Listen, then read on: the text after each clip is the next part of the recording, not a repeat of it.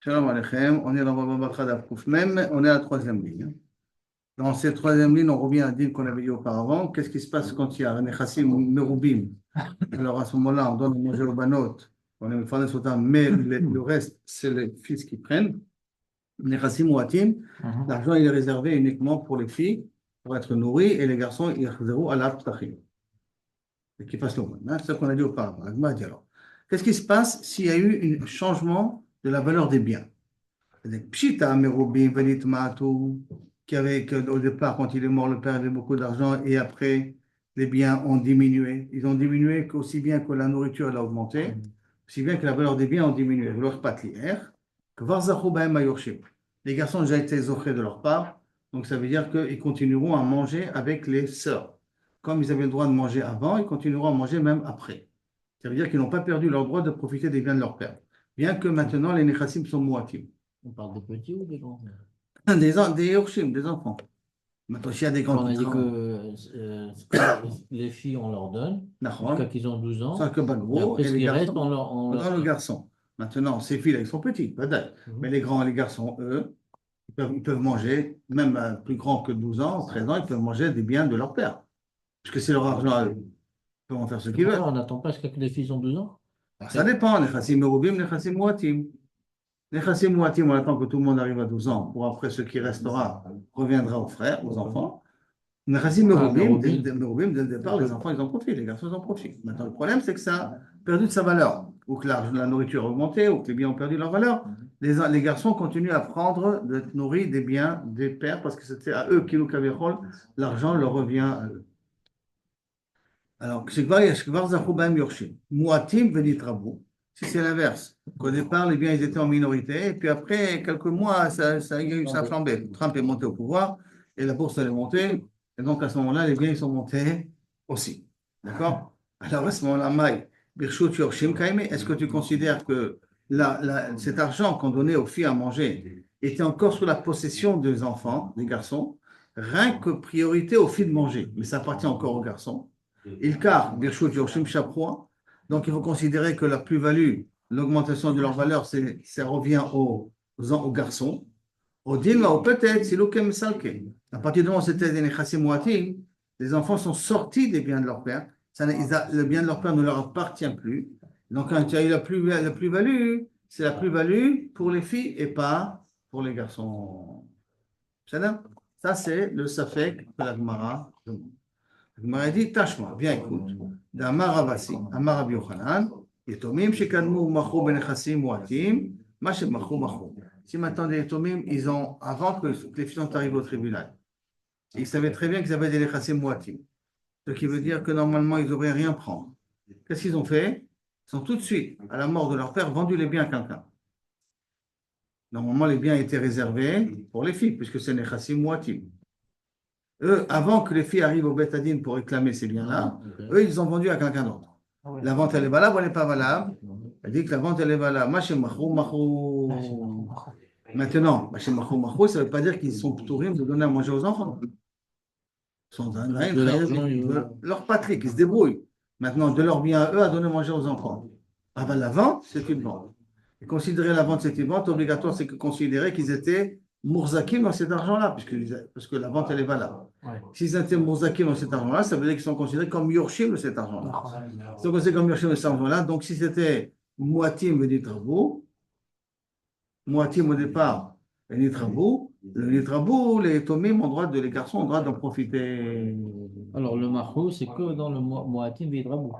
Pas le contraire. Non, non, moi c'est Mahou, c'est un Moatim toujours. Parce que moi, s'il y avait Nechassim et Roubim, leurs parents, ils peuvent le vendre comme ils veulent. À l'écart qu'ils laissent une part aux enfants aussi pour manger. Et là, quand on dit Machem Mahou, on parle de Moatim. Et que normalement, si c'était Moatim, donc là, c'était réservé aux filles. Eux, ils ont vendu avant que les filles l'ont réclamé. S'ils sont réservés aux filles, ils ne sont pas Mourzakim. Alors, qu'est-ce qu'on va dire ici? Que si tu considères que la vente, elle est valable, Ils sont Mourzakim. c'est que c'est pour ça qu'ils. Ça ne les rend pas patos de donner à manger aux filles. Ils doivent se débrouiller à donner à manger aux filles. Mais l'argent en question, les biens en question, les terrains en question, la vente qu'ils ont faite est une vente valable. De là, on comprend que en réalité, les biens sont les garçons qui sont Yorshim, les biens. Avec les Chachamim, on fait une takana pour les filles, qu'eux, ils ont le droit d'être nourris, les khatrila, de ces biens-là. Mais ça ne veut pas dire que ces biens appartiennent aux filles. C'est bon? Ah, parce que, alors, dans le cas contraire, c'est-à-dire que c'est les filles qui sont pas mosakim. Mais là, tu comprends ici que les filles ne sont pas mosakim. Puisque d'abord, tu vois ceux qu'ils ont vendus, ils ont vendu. Et de là, tu veux déduire qu'effectivement, ils sont continués à être mosakim. Donc, si les biens ont une plus-value, cette plus-value revient aussi aux garçons, pas qu'aux filles. Maintenant, la Gemara va poser une question quand on a dit que les biens ont diminué. Quelle est la raison qu'ils ont bien diminué? On dit que c'est possible que c'est un problème de valorisation du chou. Aussi, c'est un autre problème, c'est qu'il y a d'autres dettes que le père doit payer. En l'occurrence, les frais de l'almana. L'almana doit être nourrie. Non. Donc, quand on va calculer moitié par moitié, c'est après avoir déduit l'almana ou avant de déduire l'almana. Qu'est-ce qui s'appelle moitié? Les chassim moitié que les filles ont le droit d'avoir plus que les garçons. C'est ça que la question que je vais demander tout de suite. Y a-t-il Rabbi Yirmiyah Kamed Rabbi Abba ou Rabbi Abba? Il a posé la question. Almenato Mao. Si maintenant il y a une almana ici qui rentre dans le compte. Mao Shete Ma'ed Banechassim. Est-ce que là, le fait que l'almana, elle doit être nourrie des biens de son ex-mari, fait que si j'enlève la nourriture de l'almana, il restera nos chassim moitié pour les filles. Et donc à ce moment-là, c'est vrai que les filles qui prendront, les garçons ne prendront rien. Miamrina, est-ce qu'on va dire Kévan dit les maisonnés, puisque l'almana a le droit de manger, Mima'ata, elle diminue le capital, et donc ça s'appelle les chassim moatim. Odin ma'ou peut-être, Kévan dit ou menasba, que si l'almana elle se remarie, pour une raison ou pour une autre, l'itla, elle n'a pas. Donc acheta un ami, l'itla. Là aussi, on va considérer comme si l'almana n'a pas, et donc on regarde les chassim comme ils sont là maintenant, sans déduire les frais de l'almana. Alors, l'agma n'a pas donné de réponse. Im timtse lomar, si tu veux dire. Il veut dire qu'en fait, moi, timtse lomar, c'est que l'agma, elle va dans ces directions-là. Im timtse lomar, kevan dilou menasba litla. Du fait que si elle se marie, elle n'a plus droit à la ktuba, elle n'a plus droit à ces nechassim-là. Ashtanami litla. Et donc là aussi, on partira dans le principe qu'elle n'en a pas le droit. Ça veut dire que s'il n'y a pas assez de nourriture, s'il n'y a pas assez de nourriture pour tout le monde, l'almana ne prend pas, les filles prennent avant l'almana. Alors, bat ishto, si maintenant il y a la fille de sa femme, qui veut dire que un homme qui se marie avec une femme qui a déjà une fille, veut dire que là, il peut écrire dans la Touba, pendant 5 ans, je vais nourrir ta fille. Pendant 6 ans, je vais nourrir ta fille. Ça s'appelle un Tnaïk Touba qui peut écrire en tant que, pas dédommagement, mais aide à la fille de sa femme. Maintenant cet argent-là, hein, la fille, elle le mérite de l'avoir pendant 5 ans, quel que sera son statut. Ça veut dire que si elle se marie au milieu, elle continuera à recevoir l'argent jusqu'au moment que les 5 ans se terminent. D'accord? Donc la Gemara demande maintenant, un ami, elle a acheté un ami, bat ishto, si c'est la fille de sa femme, l'argent qu'il faudrait donner pendant 5 ans, est-ce qu'on peut considérer que c'est memaet la valeur de nechassim? Et si c'est memaet la valeur de nechassim, donc ça voudrait dire que normalement ça s'appelle nechassim moatim, parce qu'il faut d'abord déduire tout ce que la fille va prendre.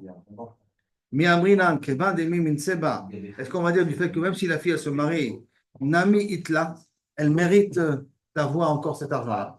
Ou Memaet, donc elle diminue le capital. En diminuant le capital, qu'elle c'est le père, donc ça s'appellera les racines moitimes. Donc ça veut dire que ce qui restera reviendra uniquement aux filles et pas aux garçons. C'est quand il y a l'almana? Non, quand il y a la fille de sa femme. Ah, ça va être considéré Ça va comme considérer, l'almana. comme une almana, ça considérait que c'est mieux qu'une almana. Pourquoi? Parce que quand c'est la fille de sa femme, même si elle se marie, elle continue à recevoir. Alors qu'une almana, si elle se marie, ça plus. D'accord? Donc elle reçoit encore. Alors c'est pour ça que peut-être tu vas considérer ça comme et là, à ce moment-là, les garçons n'ont pas. Odin maupeta, que si la fille elle meurt, l'itla, velo memaeta, et donc ça ne s'appelle pas être memaet. Donc ça ne s'appelle pas être memaet, c'est pour ça que dans un cas pareil, tu devras considérer comme quoi les garçons ont le droit de manger de ces biens-là. Est-ce que ça s'appelle qu'il y a nechassim merubik? Et si tu veux me dire que si elle est morte, l'itla, elle n'a rien. Donc on parle dans le ça de dire qu'elle n'a rien. Velo memaet, donc elle n'est pas memaet. Balchov, mao. Dans un cas d'un Balchov, dans le Niftar, il avait des dettes envers quelqu'un. Chez Imaed Banechassim, la dette qu'il doit à cette personne-là, il doit d'abord le déduire du capital. Et le capital qui restera, ça s'appellera Nechassim Muatim. Parce que le Balchov, Miamrinan, Kevan de Chimit, Nami Itle, parce que le Balchov, c'est spécial. C'est spécial. C'est différent que si maintenant quelqu'un il doit de l'argent à Shimon.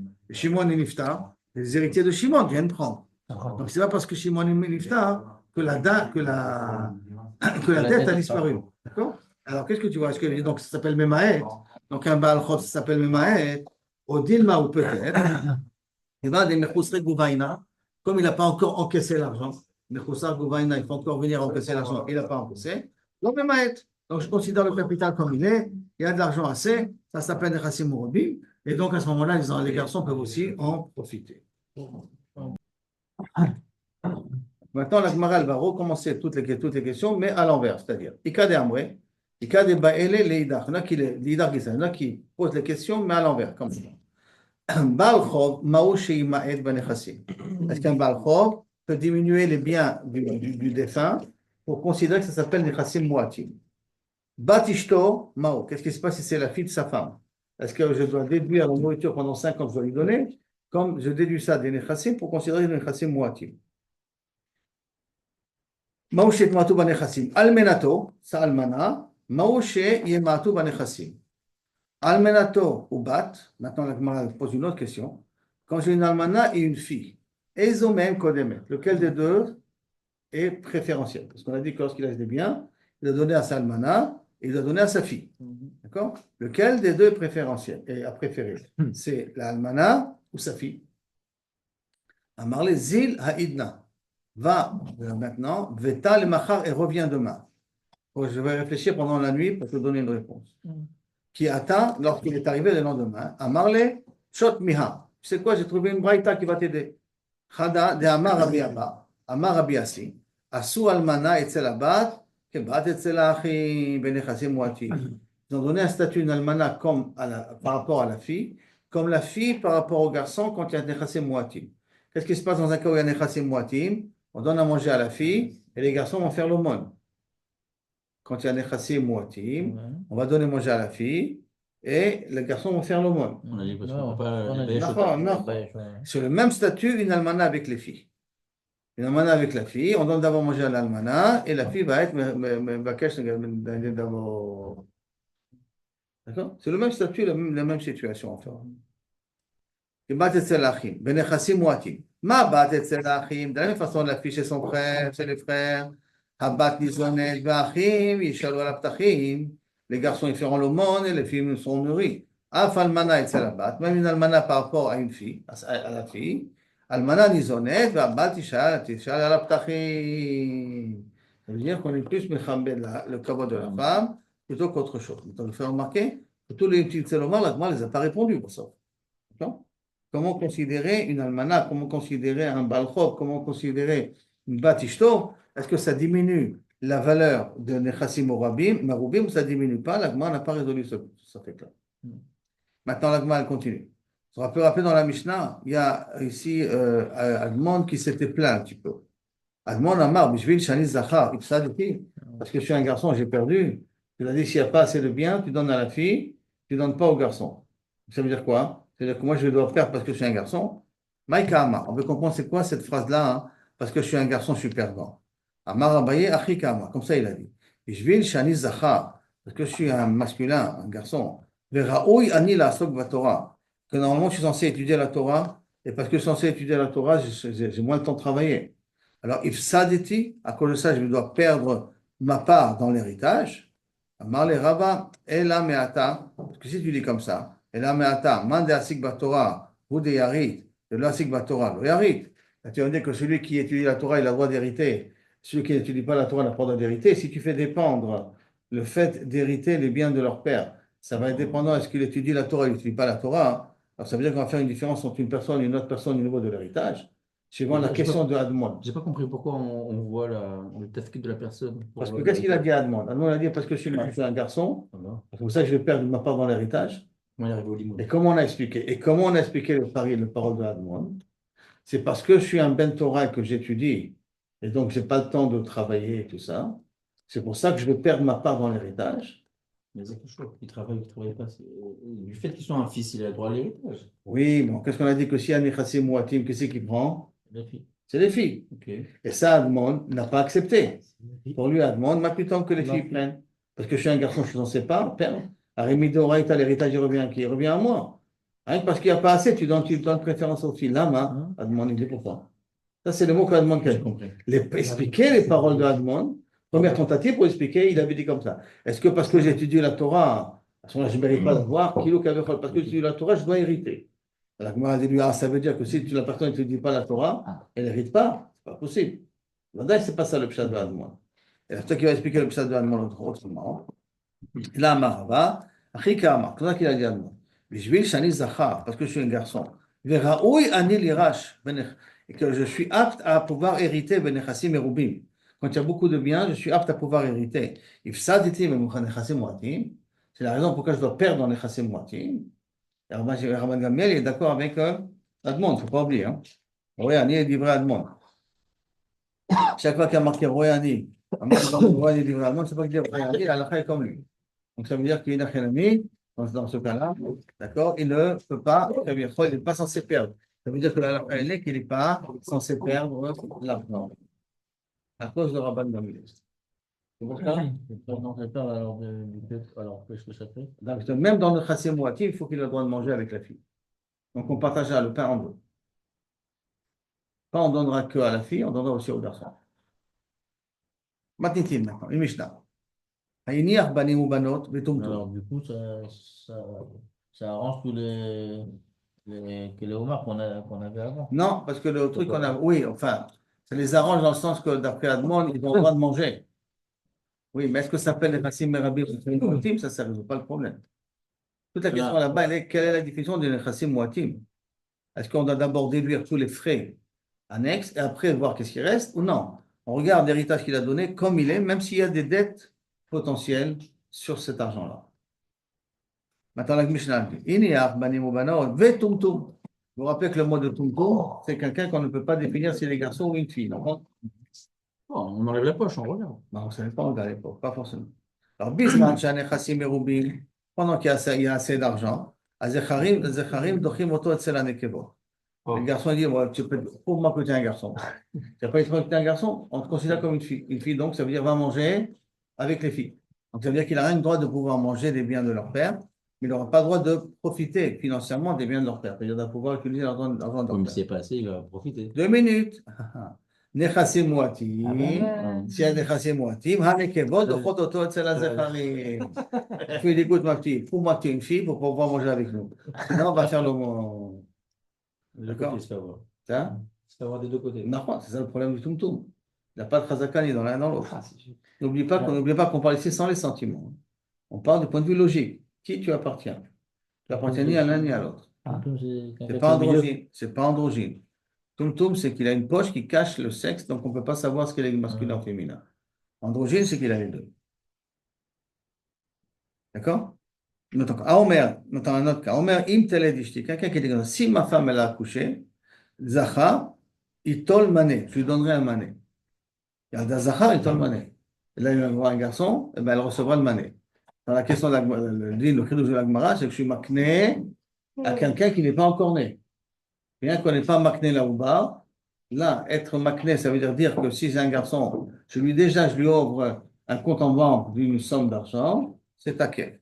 S'il a dit la phrase suivante, Mekeva, Matay.